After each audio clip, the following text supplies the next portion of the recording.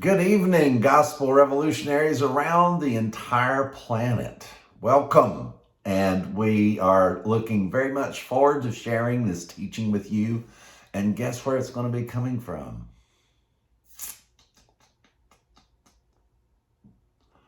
There it is. Look at this. My goodness, what a beautiful work this has turned out to be.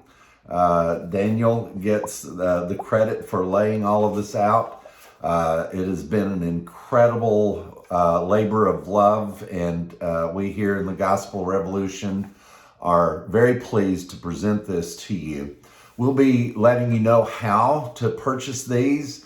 We have a feeling there's going to be some of you that are going to be purchasing 100 at a time and giving them out. I mean, this is incredible.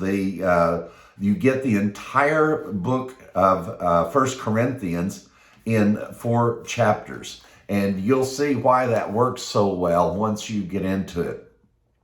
I'm coming to you again. This is my second time in the new studio, still evolving, still developing. Everything's changing. And even just what time of the day that I'm doing this, the entire lighting changes. So I'm still trying to get used to our new place, and but things are working out very well. The last Tuesday that I did, I had some of the background there for you. And if you noticed, I have an African display that's up. It's not finished yet. There's another painting that is being done that I'm very excited about. And I found out probably 10 years ago through a DNA done through 23andMe, I found on my second chromosome a little strip of purple at the top on the second chromosome that that I had African ancestry back in the late 1600s, early 1700s. And just chalked it up as we will never know who that was because the number of people who are of African descent, and that's the majority of their ancestry, most of them have no clue who their ancestors were or how they got here. Most of them know kind of how they got here. But for those of us that are mixed race, and have just a small portion of African in our ancestry, there's just no way. There was just too much going on during slavery. And so when I saw that little purple strip on there 10 years ago, I thought, that's something I will never, ever, ever know. And then, lo and behold, DNA starts taking on new strides and different things start happening. And as I'm doing my research in the family, I realized that one of my ancestors' last name was Bunch, B-U-N-C-H. And in doing the research in that, it was quite surprising as to where that was going. And it all went back to one single gentleman by the name of John Punch, who was an African that was brought here and became the very first known African slave in the Americas. And so wouldn't you know it, I've got one African ancestor, and then of course all of his before him are my ancestors also, but him involved in this the second chromosome. And it shows up as just a really unique thing that of course I was surprised by it. I didn't have any clue. But then to think that I would ever know who that was. But if you want to read about him, all you have to do is go to Wikipedia and look up John Punch, P-U-N-C-H. John Punch, his son, is the very first Bunch on planet Earth. There are no Bunches. If you know somebody with the last name Bunch, this is their great-grandfather. And it was quite the discovery. And you'll see that all of that came in then through Tennessee. And then, of course, one of my ancestors marries into that lineage. I think the reason that ancestry and DNA excite me so much, regardless of who it is that is a part of our ancestry, if it's in the bloodline, you're a part of that. That's a part of you. And that's what's explained to us about the gospel so very clearly. We're blood related to God, folks.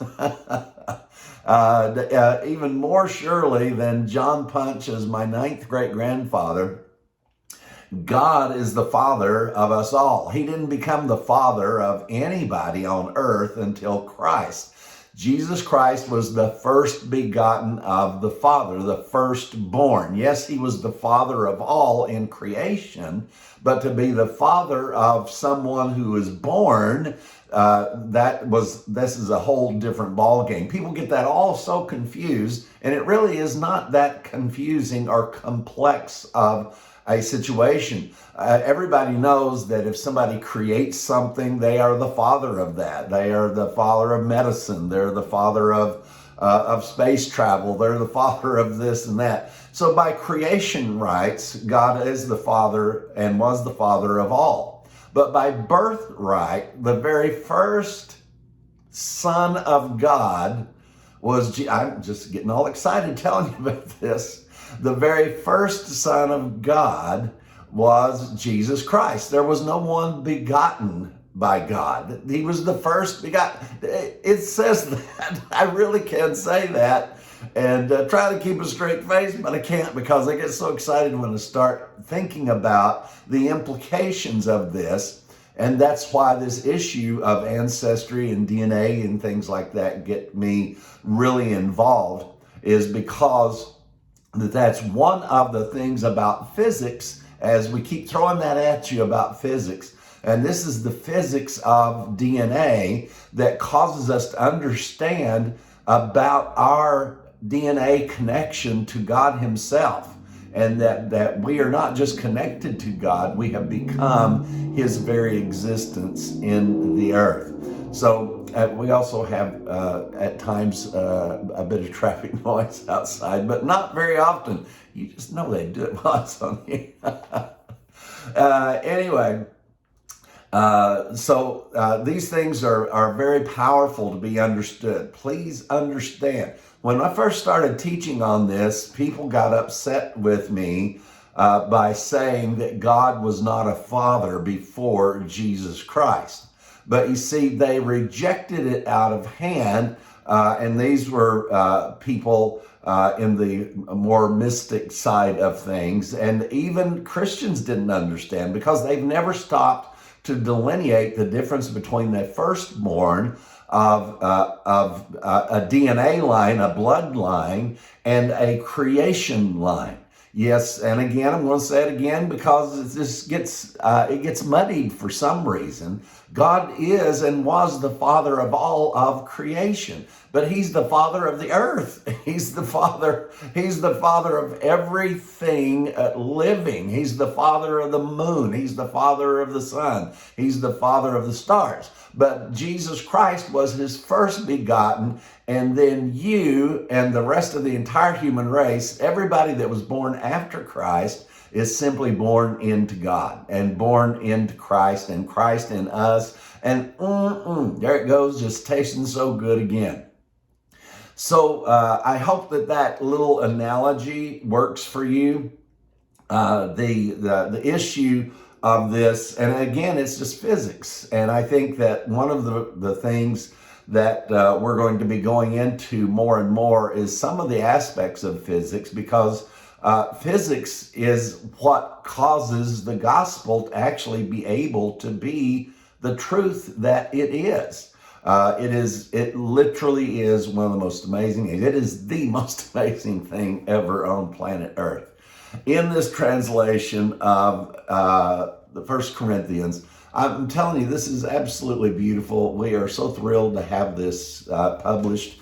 And you can go ahead and call Daniel, call me. I don't know exactly how we're going to. This all has come together so wonderfully. It didn't happen overnight. We've been working on this for an awfully long time, and the rest of the books are coming.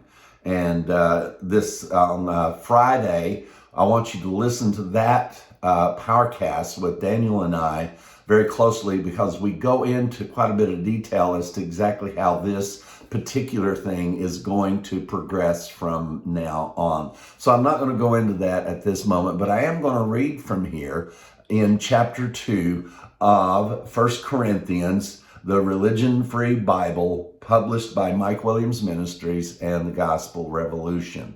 This is chapter 2 of 1 Corinthians. Even so, brethren, when I came to you, I came not with superior words or wisdom of the cosmos, teaching you the testimony of God made clear in the Hebrew Scriptures. For I determined never to know anyone in you, only Jesus Christ and Him crucified. It was so interesting as we got into these terms, and you know that 1 Corinthians doesn't say it like that. It talks about that I choose not to know anything among you. But if you look at it, it's actually the word that is translated everywhere else as in you. So that's the only thing that Paul wanted to know was who's in you. Because who's in you, who is in you is who you are. And this powerful statement, the teaching, Paul said that his words were that he was teaching about the testimony of God. You see, all of this is the testimony of God. And the testimony of God resulted in the testimony of Christ. It is amazing how we put the emphasis on our testimony. The only testimony we have is that we had no part in this. That's my testimony, is that God, through Christ, did the work that needed to be done through. Yes, it was necessary. Yes, it changed everything. And after that happened, Paul said the only thing you need now is a proclamation of that work. And so this incredible proclamation has come out to the whole world through Paul, and we are really encouraging people to hear the proclamation. You're not hearing something so if you believe it, then it'll be true. I hope you looked at our little post. I found this little guy doing this comedy routine about, you gotta believe in God, because if you don't, He's got a lot of great things for you, but if you don't believe, well, a God's got to do what a God's got. He does it much better than me. Go listen to it. But this is incredible, these statements that Paul is making here to the church at Corinth, and him saying that the testimony of God, which is made clear in the Hebrew Scriptures, and that is where the testimony of God is established. It's established in the Hebrew Scriptures. If you don't know God's testimony, you'll never know the testimony of Christ, because the testimony of Christ is the extension and completion of the testimony of God. When you read the testimony of Christ, you have to go back and compare that to the Hebrew Scriptures to make sure you're getting the testimony of Christ correct. Because if you misunderstand the testimony of Christ, you will misunderstand the testimony of God. If you misunderstand the testimony of God, you will misunderstand the testimony of Christ. He says, and I was with you in weakness and in fear and in much trembling, and my message, my salvation by proclamation, was not in the use of persuasive words of human wisdom, but rather with evidence of the Spirit and power, which is Christ in you, because the existence of faith is not in human wisdom, but rather in the power of God. So Paul's making it very clear here that he came in demonstration. You know, when we used to read that, the way it was translated, it's like I came in demonstration of the Spirit. No, what he's talking about is his message of salvation by proclamation was indeed the demonstration of the Spirit, because what he was declaring by the salvation by proclamation was the testimony of God that was completely fulfilled in Christ. And by doing so, he said that that was all the faith of God. That has nothing to do with you. Faith is the power of God. The power of God is faith. That's why it has nothing to do with you. So we've gone through just 2 paragraphs here. We don't have any verses in here. So we've gone through the first 2 paragraphs, and we may just do a little bit of this for the next little while of going through this, just to let people become familiar with this 1 Corinthians 1, 2, 3, and 4, which is one of the letters. We're not saying this is the only letter of Paul's in 1 Corinthians. This is one that we've been able to reattach itself. It's like one of the arms was over here and a leg was over there and the body was over here. And we were able, through DNA, almost DNA reconstruction of this, DNA reconstruction of the Greek and of the phraseology and all of this, and the DNA reconstruction of this brought this 1 Corinthians together in one body. Don't forget, DNA don't lie. And the DNA says, you are God in the earth.